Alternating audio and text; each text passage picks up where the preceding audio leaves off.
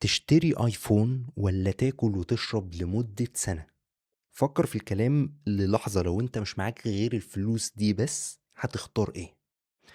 تاكل وتشرب لمدة سنة ونص، ولا تشتري الايفون الجديد؟ او تاكل وتشرب لمدة سنة وتشتري الموديل الاقدم سنة شوية. خليني اقولك حاجة محتاجين نفكر فيها، جايز تريحنا من ضغط كبير احنا بنمر بيه. احنا مشكلتنا ان الضغط بقى عالي جدا على انك لازم تبقى غني جدا، لازم تبقى تعمل فلوس كتير، لازم تبقى ملياردير. طب هل الفلوس حلوة؟ المال والبنون زينة الحياة الدنيا. فالمال زينة، ولكن كمل باقي الآية: والباقيات الصالحات خير عند ربك ثوابا وخير أملا. المؤمن القوي الغني مطلوب، ولكن أوقات بيكون المال نفسه فيه ابتلاء أو عبء. وزي ما قلت لك، هو زينة. عبء بإنه ممكن يشغلنا، بإنه يكون مفيش غيره في حياتنا، وده طبعا ناهيك عن استعماله في المعصية أو جلبه بمعصية. لكن هنا أنا بتكلم عن المال الحلال، إنه بيشغلنا وبمزاجنا. فتبقى النعمة اللي هي المال تبقى نقمة بفعل فاعل. احنا بنعمل كده، والفاعل ده مش مش انت ولا انا، هو كلنا بما فيهم انت وانا. يعني انا محتاج افهم حاجة بصراحة. يعني ايه الموديل اللي كان واو وما حصلش السنة اللي فاتت بقى دلوقتي وحش؟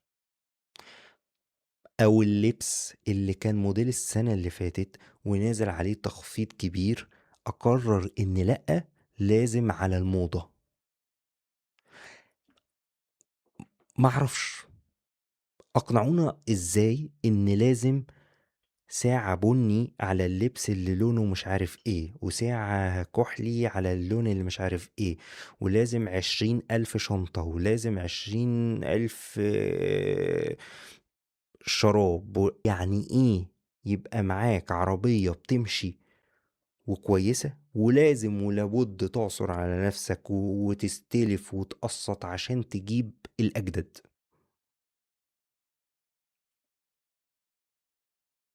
يعني ايه ممكن حد يشتري أغلى موبايل موجود وهو ظروفه صعبة وشايل هم الأكل والشرب اللي بتمن الموبايل ده ممكن يأكلوه سنة وسنة ونص؟ وأنا خلي بالك أنا مش ببالغ، احسبها، ممكن تطلع سنة وسنة ونص عادي. القصة هنا مش مسألة زي ما الناس بتتكلم انك انت تزود دخلك وبس. زود يا ريت، بس محتاجين نشوف اللي مع الزيادة. لو احنا مش واعيين والمال ما فتناش، وفي نظري هنا محتاجين نبص عليه من نظرة تانية. في ناس ممكن يبقوا أغنى من غير ما يتدخلوا فلوس أكتر.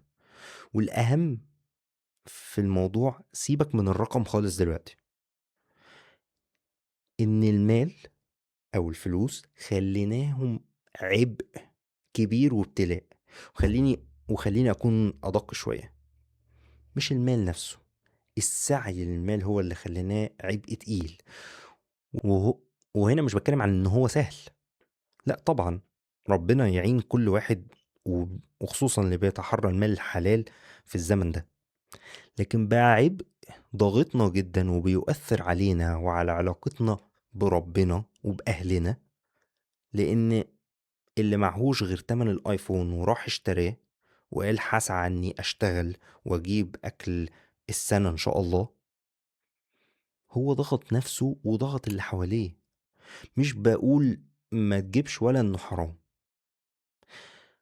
بس ضحكوا علينا وفهمونا ان موديل اخر السنة، ولا اللي هو موديل السنة يعني، ده لازم، وانه من غيره حياتنا هتبوظ. زي ما بقولك، مع انهم السنة اللي جاية هيقولوا نفس الكلام ويقولوا ان ده بقى اللي ما حصلش، وان التاني اللي كنا بنقول عليه تحفة لا، وحش. وهم م- عندهم حق في انهم يعملوا كده. بس هل احنا فعلا محتاجينه؟ وهل كلنا ظروفنا تسمح بجد؟ تسأل كام واحد بيستعمل الامتيازات الجديدة زي ال AI اللي في الموبايلات الجديدة، هقول لك ولا شفته. طب اللي جاب موبايل بقلم كام مرة استعمل القلم ده؟ أوقات لما بيبقى فيه موبايل بقلم الواحد بينسى إن فيه قلم أصلا. طيب اللي كان اللي كل مناسبة بفستان عشان ما يبقاش اسمه اتلبس مرتين. شوف أنا عمال أعيد وأزيد في إيه. فأنت ما صرفتش في حاجة حرام إن شاء الله. أنا بس جاي أشاور على اللي كلنا واقعين فيه بمختلف الدرجات والمستويات المادية. إحنا بنضغط نفسنا بنفسنا. إحنا بنشتري حاجات بنظن إن لازم نشتريها، وبناء عليها بنضطر عايزين فلوس أكتر وأكتر، فنضغط أكتر، فنهمل علاقاتنا كلها أكتر، بنقصر مع ربنا سبحانه وتعالى. ما احنا مش ملاحقين، فنقصر في القرآن، نقصر في الصلاة، نقصر في في الصدقات، نقصر في ان نتعلم ديننا ونعلم ولادنا عن ديننا، نقصر مع أسرتنا. سيبوني في حالي، ما انا لازم احاول اتصرف واجيب فلوس. الكلام مش بينطبق على الكل طبعا، بس مما لا شك فيه ان ناس كتير، او الكلام هيلمس معاها في حاجات بسيطة او غير بسيطة. فمحتاجين ناخد قرارات بوعي اكتر، محتاجين ما نبصش لغيرنا، محتاجين نعيد ترتيب اولوياتنا، محتاجين ما نحملش نفسنا فوق طاقتنا، محتاجين ومن قدر عليه رزقه فلينفق مما آتاه الله، لا يكلف الله نفسا إلا وسعها. ف... فلا تكلف، لا تكلف نفسك بنفسك إلا وسعها.